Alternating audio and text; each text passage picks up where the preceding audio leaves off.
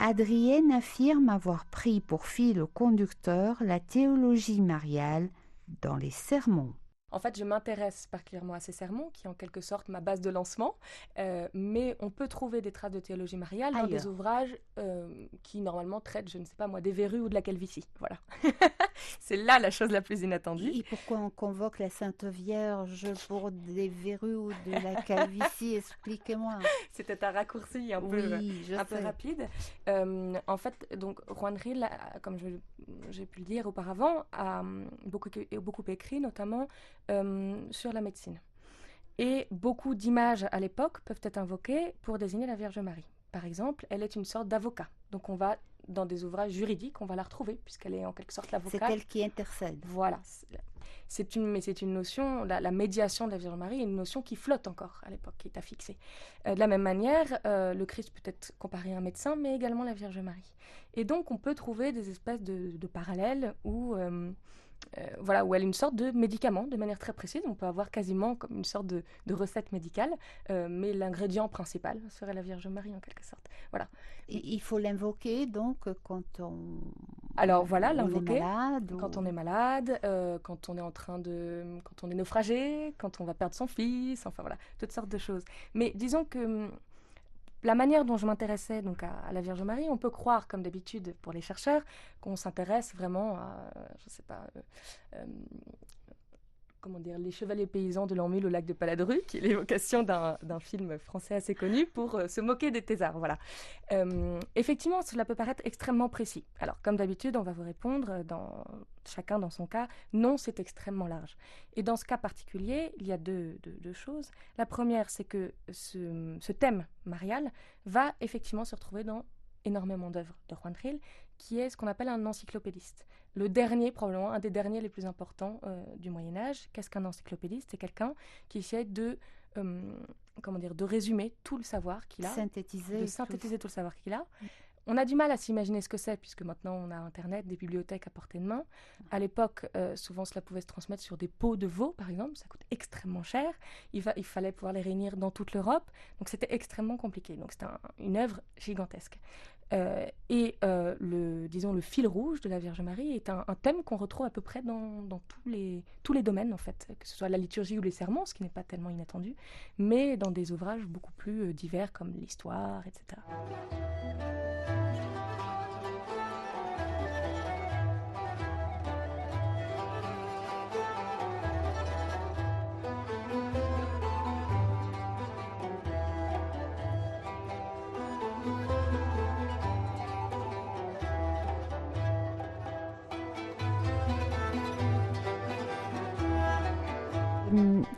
Le thème marial, les thèmes, c'est quelque chose qui a accompagné l'histoire d'Espagne, non? Oui, ça y est, donc ça me C'est revient. bien l'Espagne, c'est bien sous l'impulsion de l'Espagne que finalement ce culte à la Vierge Marie est reconnu, s'impose, etc.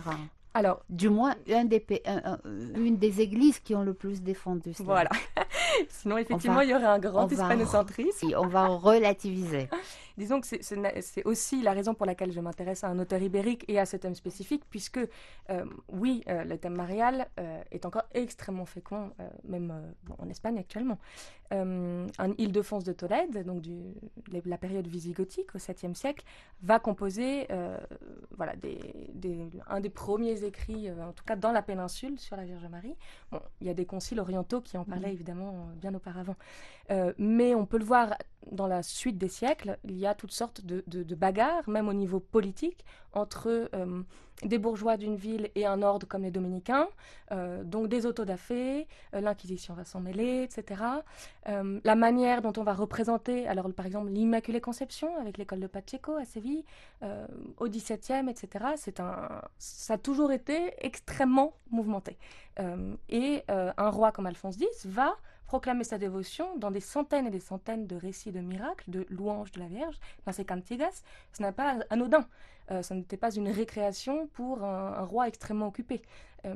C'était une manière de se prononcer par rapport à l'Église, par rapport à un autre souverain, par rapport à une école de pensée, etc. Un ordre comme les dominicains va se mettre sous la protection de la Vierge Marie. De la même manière, le Carmel ensuite, les franciscains de la même manière. Voilà. Et donc, les franciscains comme les dominicains, à la fin du XIIIe siècle, vont énormément se bagarrer, et dans la suite des siècles, au moment des querelles dites scolastiques. Donc, par exemple, le thème de l'Immaculée Conception, savoir si le Christ est né d'une vierge immaculée, si cette vierge est devenue immaculée au moment de sa naissance, avant d'être conçue. On peut croire que c'est des débats complètement Mais ce sont des obsolètes. débats qui continuent à avoir cours. Voilà, il y a effectivement toutes sortes de débats qui continuent et quelquefois c'est de manière extrêmement fine et subtile et la médecine vient s'en mêler parce qu'on va voir comment le type de reproduction, les parents de la Vierge, etc. Euh, donc oui, exactement, ça, c'est un thème qui est extrêmement prégnant. Alors également, il s'agit quand même de la mère du Christ, le Christ étant donc le Fils de Dieu, ce qui est vraiment la spécificité de la religion chrétienne. Donc effectivement, là, en fait, on est là dans le cœur de la religion et à une époque où on va parler de la femme d'une manière extrêmement à la fois courtoise dans la littérature profane et également très tendre. Pour parler de la mère du Christ, on ne va pas parler je sais pas, d'un Dieu vengeur, on va parler d'une mère, on va parler d'une femme, on va s'adresser à elle avec des paroles euh, pour lesquelles on s'adresserait à une jolie femme, par exemple. Donc on va décliner tout un tas de qualités physiques également. Voilà. Employer énormément de métaphores plus ou moins nouvelles. Donc c'est aussi pour cela que je m'intéressais à ce thème-là, c'est qu'en fait ça joint le monde courtois, le monde de la cour, le monde profane et le monde religieux qu'on pourrait croire désincarné, alors qu'au contraire on est au cœur de l'incarnation. Également, pourquoi ce thème m'intéressait, parce que je suis aussi en train de travailler là-dessus, il y a un lien étroit qui peut se faire avec les programmes de construction iconographique, c'est-à-dire les portiques des cathédrales, la statuaire, les enluminures, les fresques, etc. Comment la représente-t-on? Comment représente-t-on la mère de Dieu? Voilà. Euh, donc c'est aussi quelque chose qui fleurit dans la péninsule ibérique particulièrement, mais dans l'Europe, disons, du temps aussi. La théologie mariale est aussi enjeu politique. On a du mal à se replacer dans le contexte de l'époque. On est dans ce qu'on pourrait appeler une économie du salut, une économie de la salvation. Et il est très intéressant de voir comment se fondent les monastères à l'époque. Ce sont souvent donc de différents ordres, des monastères qui ont besoin donc évidemment de survivre de manière économique pour pouvoir elles-mêmes assister le plus grand nombre. Et les souverains, les aristocrates, etc., dotent, décident de doter tel couvent, telle église, qui est elle-même dédiée à tel saint patron. Donc l'ordre de Cluny a pu s'étendre en Espagne parce qu'elle était dédiée à Saint Pierre par excellence, le premier chef de l'église. Et donc les rois vont vouloir se faire enterrer, vont financer en quelque sorte ces ordres. Pour quel prix? Pour le salut de leur âme. Parfois, certains souverains vont même prendre l'habit, par exemple des tertiaires franciscains, pour assister à leur dernier moment, pour essayer de gagner leur ciel. Donc il y a quand même ce côté qui est à la fois personnel, mais extrêmement important. On n'est pas du tout dans une bagatelle. Donc ça, forcément, cela rejoint le côté politique, bien sûr. Et ensuite, oui, tel roi va préconiser telle doctrine qui est en train de s'élaborer, pas pour se mettre peut-être en opposition par rapport à tel autre territoire, tel autre souverain, etc. Donc il y a effectivement un côté politique. On a souvent dit que les Cantigas de Santa Maria, qui sont très étudiés, mais ça n'est jamais fini, sont l'expression d'une dévotion purement personnelle par rapport à des ouvrages d'astrologie, des ouvrages de droit, d'histoire, qui ont vraiment une visée éminemment politique. Il est difficile de... Voilà, on pourrait peut-être avoir l'excès inverse de dire tout est politique. Il y a aussi la part de la dévotion personnelle voilà, qu'il faut prendre en compte. C'est assez difficile à dire. Et si on voulait en savoir plus sur Juan Gil de Zamora? Il y a beaucoup de chercheurs qui sont en train de s'intéresser en ce moment, donc on se donne tous la main entre Salamanque, Barcelone, etc. Également en Argentine, donc pour en fait éditer les œuvres et par là donc pouvoir s'y intéresser de Vous manière vous êtes plus précise. constitué en réseau, comme on dit Voilà, on a maintenant? une petite secte de Juan Gil en quelque sorte. Si je parlais, disons que dans les années 50, un franciscain a pris la chose à bras le corps et j'ai récemment trouvé dans les greniers des franciscains de Saint-Jacques-de-Compostelle des tas de boîtes de chaussures avec toutes ces notes tapées à la machine, donc il y a encore beaucoup à faire. C'est quelque chose d'extrêmement érudit, donc je pense que la porte pour y accéder serait peut-être de commencer par les œuvres de ce fameux Alphonse X de Castille qui est extrêmement connu, qui a droit peut-être à ses écoles, à ses stations de métro, etc. Juan Gil, il faudrait attendre peut-être une sorte de fédération de ses œuvres, de ses éditions, qui se fait par l'intermédiaire de Candida Ferrero Hernández, qui est une chercheuse de Barcelone, originaire de Zamora, et qui essaie de centraliser toutes ces éditions voilà, à travers l'Espagne, la France, l'Argentine. Donc il s'agit d'attendre un peu. Les travaux de tous ces jeunes mis en réseau vont finir par sortir.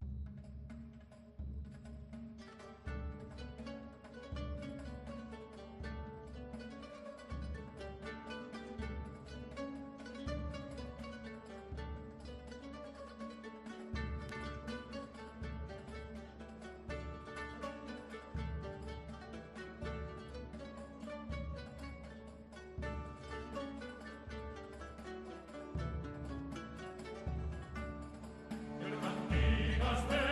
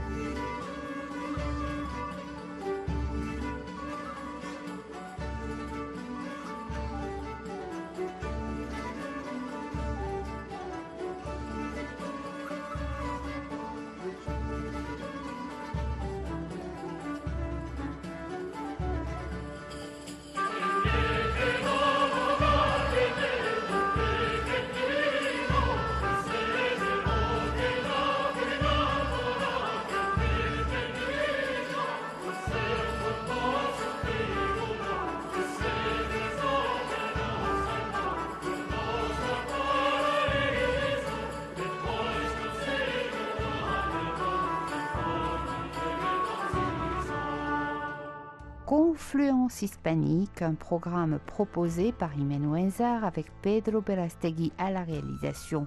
Musique, Cantigas de Santa Maria de Alfonso X Sabio, Capella Real de Catalunya.